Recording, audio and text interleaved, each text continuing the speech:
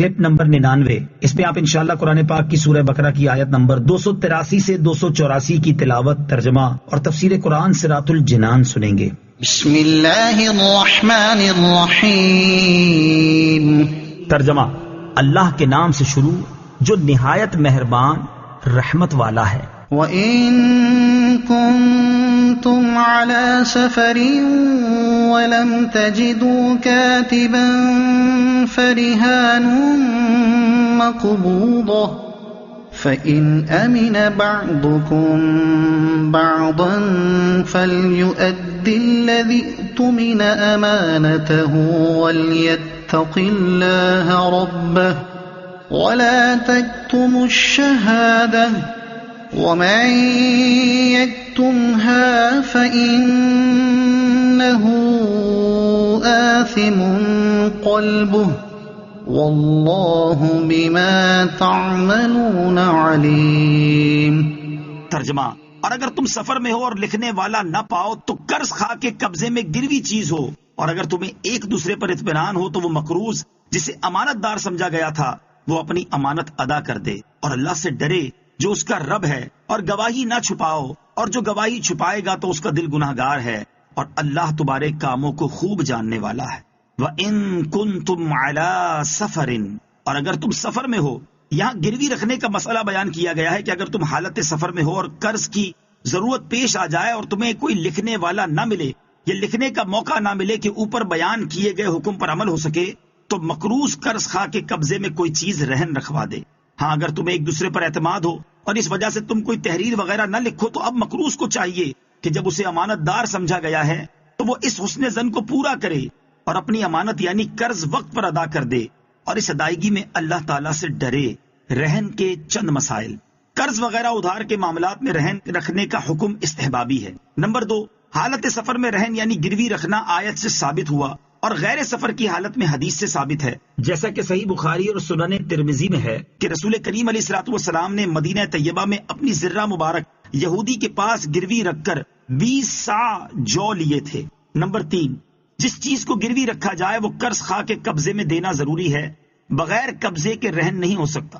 رہن کے بارے میں مزید معلومات حاصل کرنے کے لیے بہار شریعت جلد 3 حصہ 17 سے رہن کا بیان مطالعہ فرمائیں۔ وَلَا تَكْتُمُوا الشَّهَادَةَ، اور گواہی نہ چھپاؤ۔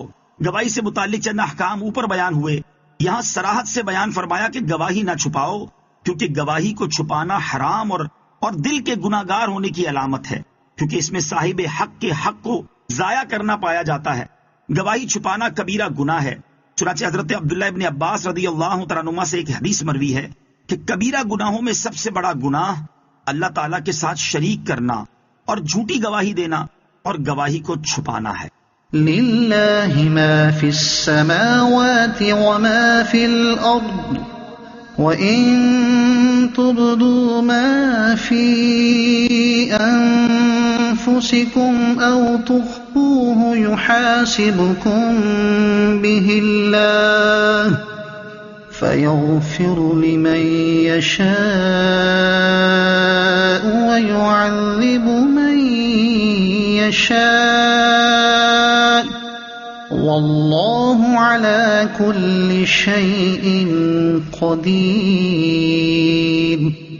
ترجمہ: جو کچھ آسمانوں میں ہے اور جو کچھ زمین میں ہے سب اللہ ہی کا ہے، اور جو کچھ تمہارے دل میں ہے اگر تم اسے ظاہر کرو یا چھپاؤ اللہ تم سے اس کا حساب لے گا، تو جسے چاہے گا بخش دے گا اور جسے چاہے گا سزا دے گا، اور اللہ ہر چیز پر قادر ہے۔ وَإِن تُبْدُوا مَا فِي أَنفُسِكُمْ، اور جو کچھ تمہارے دل میں ہے اگر تم اسے ظاہر کرو۔ انسان کے دل میں 2 طرح کے خیالات آتے ہیں، ایک بطور وسوسہ کے اور ایک بطور عزم و ارادہ کے۔ وسوسوں سے دل کو خالی کرنا انسان کی قدرت میں نہیں، لیکن آدمی انہیں برا سمجھتا ہے اور اس پر عمل کرنے کا ارادہ نہیں کرتا۔ ان کو حدیث نفس اور وسوسہ کہتے ہیں، اس پر مواخذہ نہیں۔ بخاری اور مسلم کی حدیث میں ہے کہ سرکار دو عالم علیہ الصلوۃ والسلام نے ارشاد فرمایا کہ میری امت کے دلوں میں جو وسوسے آتے ہیں اللہ تعالیٰ ان سے تجاوز فرماتا ہے جب تک کہ وہ انہیں عمل میں نہ لائیں یا انہیں اپنے کلام میں نہ لائیں۔ یہ وسوسے اس آیت میں داخل نہیں۔ دوسرے وہ خیالات جن کو انسان اپنے دل میں جگہ دیتا ہے اور ان کو عمل میں لانے کا قصد و ارادہ کرتا ہے، ان پر مواخذہ ہوگا، اور انہی کا بیان اس آیت میں ہے کہ اپنے دلوں میں موجود چیز کو تم ظاہر کرو یا چھپاؤ، اللہ تعالیٰ تمہارا ان پر محاسبہ فرمائے گا۔ حضرت علامہ شیخ عبدالحق محدث دہلوی رحمۃ اللہ تعالی فرماتے ہیں، جو برا خیال دل میں بے اختیار اور اچانک آ جاتا ہے اسے حاجز کہتے ہیں۔ یہ آنی فانی ہوتا ہے، آیا اور گیا۔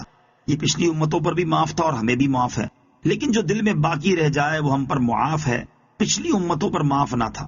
اگر اس برے خیال کے ساتھ دل میں لذت اور خوشی پیدا ہو تو اسے ہم کہتے ہیں، اس پر بھی پکڑ نہیں، اور اگر ساتھ ہی کر گزرنے کا پختہ ارادہ بھی ہو تو وہ عزم ہے، اس کی پکڑ ہے۔